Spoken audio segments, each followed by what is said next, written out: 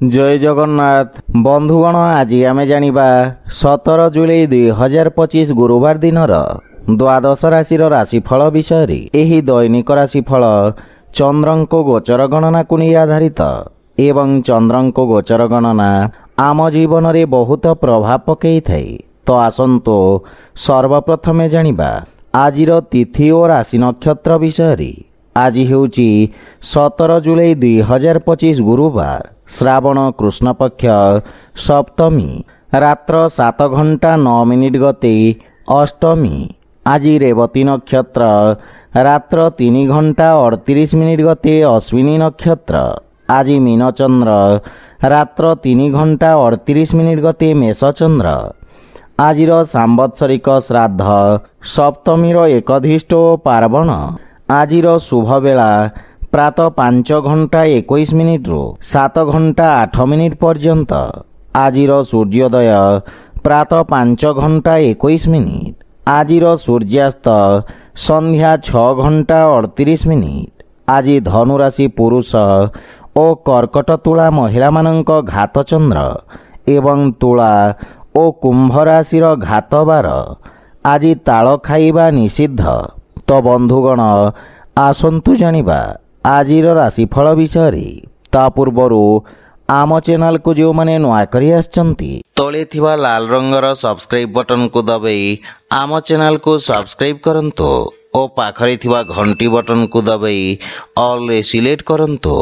कहीं आमे अपलोड करितबा प्रत्येक वीडियो नोटिफिकेशन आपण सर्वप्रथमे पाई परिबे। तो प्रथमे जानिबा मेष राशि विषय रे। आपणक राशिरु चंद्रमांक द्वादश भाव रे गोचर आपणक व्यवसाय क्षेत्र रे हानि घटिबार जोग उत्पन्न करुछि। आपण निज लंबित कार्य को पूरण करिवार प्रयास करिबे। कोनोसी प्रकार नुआ कार्य हाथ को नियंतु नहीं एवं असुरक्षित कार्य रे क्षति हेबार संभावना रहिछि। विशेष रूप रे शेयर मार्केट आदि क्षेत्र रे निवेश करिवारो आपनकु दूरे रहिबा उचित। वाणिज्य व्यवसाय रे क्षतिर सामना करिबाको पड़िबो एवं रोजगार क्षेत्र रे कोनोसी प्रकार परिवर्तन पई समय शुभ नुहे। पारिवारिक जीवन रे जीवन साथी सहित मतभेद देखा दे पारे एवं एथिरे पारिवारिक स्थिति कलहपूर्ण रहिबो। किंतु अविवाहित मानक पई विवाहर जोग रहिछि। रात्रि समय रे बंधु मित्रंक सहित मनोरंजन और मौज मजलिस रे समय व्यतीत करिबे। कोनोसी प्रकार संपत्ति क्रय विक्रय मध्य शुभ नुहे। एथिपई बुझी विचारी कार्य करंतो। मानसिक चाप तथा कार्यभार आपनकु चिंतित करिबो। किंतु स्वास्थ्य नियमर पूर्ण पालन करंतो। आज आपण ओं आदित्याय नमः मंत्र जप करंतो शुभफल पाइबे। वृष राशि आज आपण पूर्वरु करिथिबा कठिन परिश्रमर सुखद परिणाम पाई परिबे एवं उत्तम लाभर स्थिति लागि रहिबो। आपणक कार्य क्षेत्र रे आपणक मान सम्मान वृद्धि पाइबो एवं व्यवसाय क्षेत्र रे किछि नुआ व्यक्तिंक सहित ऑनलाइन वार्तालाप करिबे। आपणक सामाजिक क्षेत्रर विस्तार घटिबो एवं परिश्रमर उत्तम परिणाम पाई परिबे। कार्य क्षेत्र रे नुआ योजनार प्रारंभ करिबा पई उत्तम अनुकूल समय। परिवार जनक हितरे करिथिबा त्यागर आपनकु स्वर्णिम परिणाम प्राप्ति हेबो। किंतु पैतृक संपत्ति को नहीं कोनोसी प्रकार वाद विवाद देखा दे पारे। नव विवाहित मानक पई संतान प्राप्तिर जोग रहिछि एवं आपनक दायित्व रे वृद्धि घटिबो। बंधु मित्रंक सहयोगरु आज नुआ कारोबार प्रारंभ करि परिबे। स्वास्थ्य अवस्था रे गंठी जनित समस्या देखा दे पारे। आज आपण गोमाता को खाइबाकू दियंतो शुभफल पाइबे। मिथुन राशि आज आपणक कर्म भाव रे चंद्रदेवंको गोचर आपणको राजकीय क्षेत्र रे लाभ प्रदान करिबो। उच्च अधिकारींक सहयोग प्राप्ति हेबो एवं आपणक कार्यशैली रे एक नुआ चमक आसीबो। विद्यार्थी छात्र छात्री माननक पई पूर्वरु दिया जाइथवा प्रतियोगी परीक्षा रे उत्तम परिणाम प्राप्ति हेब। ऑनलाइन इंटरव्यू रे सफलता मिलिब। आपनक जश ओ मान सम्मान रे वृद्धि घटिब। पितांक मार्गदर्शन रे निया जाइथवा निर्णय सफल सिद्ध हेब। माता पिता आपनक प्रति गौरवान्वित अनुभव करिवे एवं परिवार रो पूर्ण सहयोग मिलिब। समस्त क्षेत्र रु आपनकु शुभ समाचार मिलिब। प्रेम जीवन रे मधुरतार भाव रहिब किंतु बंधु मित्रंक पक्षरु निराशा मिलिब। आज कोनोसी प्रकार ऋण देवा नेबा ठारू आपण दूरे रुहंतो एवं माता पितांक स्वास्थ्य अवस्थार विषय ध्यान रखंतो। कोनोसी पुराना रोग आपणक पई कष्टदायक होई पारे। आज आपण सूर्य देवंको तिल मिश्रित जल अर्पण करंतो शुभफल पाइबे। कर्कट राशि आपणक नवम स्थान रे चंद्रदेवंको गोचर आपणको भाग्यशाली करिब। एही समय आपणक पई अत्यंत शुभ रहिब। समस्त प्रकार समस्या दूर हेबाकु लागिब। योजनाबद्ध भावरे करा जाइथिवा समस्त कार्य रे आपण उत्तम सफलता पाइबे एवं सामाजिक क्षेत्रर विकास हेब। नुआ कार्यर रूपरेखा प्रस्तुत करिवे। कार्यस्थल रे आज आपणक बाणी प्रभावी तथा चमत्कारिक रहिब। भाई भौणीक मार्गदर्शन बा सहयोग मिलिब एवं भविष्यतर योजना विषय आपण चर्चा करिवे तथा समस्यार समाधान खोजिबारे सफल हेबे। परिवार रे समस्तंक सहित नम्रतापूर्ण व्यवहार द्वारा लाभ तथा मानसिक शांति प्राप्ति हेब एवं वैवाहिक दाम्पत्य जीवन अत्यंत सुखमय रहिब। किंतु संतान संबंधित किछि समस्या आपनकु चिंतित करिब। आर्थिक स्थिति मध्यम रहिब। सेथिपई बुझी विचारी निवेश करिबा उचित। रक्तचाप संबंधित रोगी को निज स्वास्थ्य अवस्थार विषय ध्यान रखिबार आवश्यकता रहिछि। आज आपण असहाय व्यक्ति को सहाय्य करंतो शुभफल पाइबे। सिंह राशि आज आपणको व्यवसाय क्षेत्र रे भागीदारी पक्ष मध्य सुनिबाकू पड़िब। अन्यथा आपणको आकस्मिक कोनोसी बड़ क्षतिर सामना करिबाकू पड़िब। आज आपणक पई शेयर मार्केट आदि रे निवेश करिबा पई मिश्रित अवसर मिलिब। किंतु पारिवारिक कलहरु आपण दूरे रुहंतो तथा जीवन साथी भावना को मध्य ध्यान रखंतो। प्रेम जीवन रे बाणीर कठोरता संबंध रे फाट सृष्टि होई पारे। भाईंक सहित कोनोसी प्रकार वाद विवाद रु आपण दूरे रुहंतो। आपणको निज भाषा तथा भाषा शैलीर विषय ध्यान रखिबार आवश्यकता रहिछि। आपणक व्यवहार रे वृद्धि घटिब एवं किछि खर्च करिबा पूर्वरु अन्य उपाय विषय विचार करंतो। अनावश्यक आर्थिक देवा नेबारु सावधान रहंतो। कार्य क्षेत्र रे आज कोनोसी अजना व्यक्ति को शामिल करिबा पूर्वरु विचार निश्चय भावरे करंतो। अन्यथा परे आपणको क्षतिर सामना करिबा को पड़िब। स्वास्थ्य दृष्टिरु आपण पूर्ण रूप रे सुस्थ अनुभव करिवे। आज आपण सूर्य देवंको जल अर्पण करंतो शुभफल पाइबे। कन्या राशि चंद्रदेवंक आपणक सप्तम भावरे गोचर आपणक पई भावनात्मक रूप रे कठिन समय होई पारे। सेथिपई निज भावना रे विशेष नियंत्रण रखंतो। वाणिज्य व्यवसाय क्षेत्र रे तरबरिया कोनोसी निर्णय नियंतु नहीं। अन्यथा क्षतिर सामना करिबाकू पड़िब। राजकीय कर्मचारी को निज कर्तव्य और दायित्व निर्वाहन रे समस्यार सामना करिबाकू पड़ि पारे। किंतु आज आपण निज बुद्धिबल और चातुर्य रे शत्रु को परास्त करिवे। परिवार रे कोनोसी सदस्यंक सहित मतभेदर संभावना रहिछि एवं अत्यधिक क्रोध कारणरू आपणको क्षतिर सामना करिबाकू पड़िब। पारिवारिक वातावरण सुख शांति को बजाय रखिबार प्रयास करंतो एवं मानसिक चिंतार मध्य सामना करिबाकू पड़ि पारे।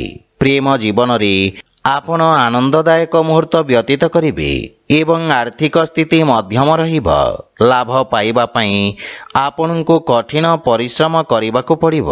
पूर्वरु चली आसुथुवा स्वास्थ्य समस्या रु मुक्ति मिलिब। ଆଜି ଆପଣ ଭଗବାନ ଗଣେଶଙ୍କୁ ଧୂପ ଅର୍ପଣ କରନ୍ତୁ, ଶୁଭ ଫଳ ପାଇବେ। ତୁଳା ରାଶି, ଆଜି ଆପଣ କାର୍ଯ୍ୟକ୍ଷେତ୍ରରେ ସମସ୍ତ ବାଧା ଓ ସମସ୍ୟାକୁ ଦୂର କରି ଆଗକୁ ବଢ଼ିବେ। ଆପଣ ନିଜ ବ୍ୟବସାୟିକ କାର୍ଯ୍ୟଶୈଳୀରେ ନିଜର ସମସ୍ତ କର୍ତ୍ତବ୍ୟକୁ ସଫଳତାପୂର୍ବକ ନିର୍ବାହନ କରିବେ। ଉଚ୍ଚ ଶିକ୍ଷା ହେତୁ କୌଣସି ଅତ୍ୟାଧୁନିକ ସଂସ୍ଥାନରେ ଆବେଦନ କରିବା ପାଇଁ ସମୟ ଅନୁକୂଳ ରହିଛି। କୌଣସି କାର୍ଯ୍ୟ ବା ଯୋଜନା ପୂରଣ ନ ହେବା ପର୍ଯ୍ୟନ୍ତ ସାର୍ବଜନିକ କରନ୍ତୁ ନାହିଁ। ସନ୍ତାନ ପକ୍ଷରୁ ସୁଖଦ ଅନୁଭୂତି ପ୍ରାପ୍ତ କରିବେ ଏବଂ ଜୀବନସାଥୀଙ୍କ ସହିତ ସମ୍ପର୍କରେ ପ୍ରଗାଢ଼ତା ଆସିବ। ପାରିବାରିକ ବାତାବରଣ ଉତ୍ତମ ଅନୁକୂଳ ରହିବ ତଥା ଆପଣ ନିଜ ଆର୍ଥିକ ମାମଲା ଓ ଭବିଷ୍ୟତକୁ ନେଇ ଚିନ୍ତିତ ରହିବେ। ଭାଇ ଭଉଣୀଙ୍କ ପକ୍ଷରୁ ପୂର୍ଣ୍ଣ ସହଯୋଗ ମିଳିବ। ପ୍ରେମ ଜୀବନ ପାଇଁ ସମୟ ଉତ୍ତମ ଅନୁକୂଳ ରହିଛି। ଆର୍ଥିକ ସ୍ଥିତି କ୍ଷେତ୍ରରେ ସୁଧାର ଆସିବ ଏବଂ ଛୋଟିଆ ଋଣଭାରରୁ ମୁକ୍ତି ପାଇପାରିବେ। ମାନସିକ ଚିନ୍ତା କାରଣରୁ ଶାରୀରିକ ଅସୁସ୍ଥତା ଓ ଦୁର୍ବଳତା ଅନୁଭବ କରିବେ। ଆଜି ଆପଣ ଗୋମାତାଙ୍କୁ ଖାଇବାକୁ ଦିଅନ୍ତୁ, ଶୁଭ ଫଳ ପାଇବେ। ବିଛା ରାଶି, ଆପଣଙ୍କ ପଞ୍ଚମ ଭାବରେ ଚନ୍ଦ୍ରଦେବଙ୍କ ଗୋଚର ଶିକ୍ଷା କ୍ଷେତ୍ରରେ ଯୋଡ଼ି ହୋଇଥିବା ବ୍ୟକ୍ତିଙ୍କ ପାଇଁ ବିଶେଷ ଲାଭପ୍ରଦ ରହିବ। ଆପଣଙ୍କ ପାଇଁ ସମସ୍ତ ପ୍ରତିଯୋଗୀ ପରୀକ୍ଷାର ଉତ୍ତମ ପରିଣାମ ପ୍ରାପ୍ତ ହେବାର ପ୍ରବଳ ଯୋଗ ରହିଛି। ଭବିଷ୍ୟତକୁ ଦୃଷ୍ଟିରେ ରଖି କୌଣସି ବିଶେଷ ଶିକ୍ଷା ଗ୍ରହଣ କରିବାର ଇଚ୍ଛା ପ୍ରକାଶ କରିବେ। ପରିବାରରେ ଆପଣ ନିଜ ମଧୁର ବାଣୀରେ ସମସ୍ତଙ୍କୁ ପ୍ରଭାବିତ କରିବେ ଏବଂ ଆପଣଙ୍କ ସକାରାତ୍ମକ ଛବିର ନିର୍ମାଣ ହେବ। ବନ୍ଧୁମିତ୍ର ତଥା ସମ୍ପର୍କୀୟଙ୍କ ସହିତ ଉତ୍ତମ ସମ୍ପର୍କର ଲାଭ ପରିଣାମ ପାଇବେ। ଜୀବନ ସାଥୀଙ୍କ ସହଯୋଗରୁ ଆପଣଙ୍କ ସମସ୍ତ କାର୍ଯ୍ୟ ସଫଳତାପୂର୍ବକ ସମାପ୍ତ ହେବ। ପରିବାର ସଦସ୍ୟଙ୍କ ସହିତ କୌଣସି ପ୍ରକାର ଛୋଟ ଯାତ୍ରା କରିବାର ଯୋଗ ରହିଛି। ଆଜି ଆପଣଙ୍କ ଅନାବଶ୍ୟକ ଖର୍ଚ୍ଚ କାରଣରୁ ଆର୍ଥିକ ସନ୍ତୁଳନ ଖରାପ ହେବାର ସମ୍ଭାବନା ରହିଛି। ପରିବାରରେ କୌଣସି ସଦସ୍ୟଙ୍କ ସ୍ୱାସ୍ଥ୍ୟାବସ୍ଥାକୁ ନେଇ ଆପଣ ଚିନ୍ତିତ ରହିବେ। ସେଥିପାଇଁ ସ୍ୱାସ୍ଥ୍ୟାବସ୍ଥାର ବିଷୟ ଧ୍ୟାନ ରଖନ୍ତୁ ଏବଂ ସ୍ୱାସ୍ଥ୍ୟ ନିୟମର ପୂର୍ଣ୍ଣ ପାଳନ କରନ୍ତୁ। ଆଜି ଆପଣ ଗୋମାତାଙ୍କୁ ଖାଇବାକୁ ଦିଅନ୍ତୁ, ଶୁଭ ଫଳ ପାଇବେ। ଧନୁରାଶି, ଆଜି ଆପଣଙ୍କ ବାଣିଜ୍ୟ ବ୍ୟବସାୟରେ ସାମାନ୍ୟ ଉଚ୍ଚ ନିଚର ସ୍ଥିତି ଦେଖାଦେବ। ଲାଭ ପାଇବା ପାଇଁ ଆଉ କିଛି ସମୟ ଲାଗିବ ଏବଂ ଏଥିପାଇଁ ଆପଣ ସାମାନ୍ୟ ଚିନ୍ତିତ ରହିବେ। ବ୍ୟବସାୟର ବିସ୍ତାର କରିବା ପାଇଁ ଆପଣ ବିଶେଷଜ୍ଞଙ୍କ ପରାମର୍ଶ ନେବେ। ଯେକୌଣସି କାର୍ଯ୍ୟ କରିବା ପୂର୍ବରୁ ବୁଝି ବିଚାରି ରିସ୍କ ନିଅନ୍ତୁ, କାହିଁକି ନା କେତେଥର ପୂରଣ ହେଉଥିବା କାର୍ଯ୍ୟରେ ମଧ୍ୟ ଅବରୋଧର ସାମ୍ନା କରିବାକୁ ପଡ଼ିବ। ଆପଣଙ୍କ ପାରିବାରିକ ସୁଖରେ କ୍ଷତି ହେବାର ଯୋଗ ରହିଛି ତଥା କିଛି ଗୃହ ଉପକରଣ ଖରାପ ହେବା କାରଣରୁ ଘରର ସୁଖ ସୁବିଧାରେ ବ୍ୟବଧାନ ଉତ୍ପନ୍ନ ହୋଇପାରେ। କୌଣସି ନିଜ ଲୋକଙ୍କ କାର୍ଯ୍ୟକୁ ନେଇ ଆପଣଙ୍କୁ କିଛି ସମସ୍ୟାର ସାମ୍ନା କରିବାକୁ ପଡ଼ିବ। ଆର୍ଥିକ ସ୍ଥିତି ସାମାନ୍ୟ ସଂଘର୍ଷପୂର୍ଣ୍ଣ ରହିବ ଏବଂ କୌଣସି ପ୍ରକାର ନିବେଶରୁ ଆପଣଙ୍କୁ ଦୂରେଇ ରହିବା ଉଚିତ। ଧନ ପ୍ରାପ୍ତି ପାଇଁ ଧୈର୍ଯ୍ୟ ବଜାୟ ରଖନ୍ତୁ ଏବଂ ଯାନବାହନ ଜନିତ ଦୁର୍ଘଟଣାର ସମ୍ଭାବନା ରହିଛି। ସେଥିପାଇଁ ଯାନବାହନ ଚଳାଚଳକୁ ନେଇ ବିଶେଷ ସାବଧାନ ରୁହନ୍ତୁ। ଆଜି ଆପଣ ଅସହାୟଙ୍କୁ ସାହାଯ୍ୟ କରନ୍ତୁ, ଶୁଭ ଫଳ ପାଇବେ। ମକର ରାଶି, ଆପଣଙ୍କ ରାଶିର ତୃତୀୟ ଭାବରେ ଚନ୍ଦ୍ରଦେବଙ୍କ ଗୋଚର ଆପଣଙ୍କୁ ଲାଭାନ୍ୱିତ କରିବ।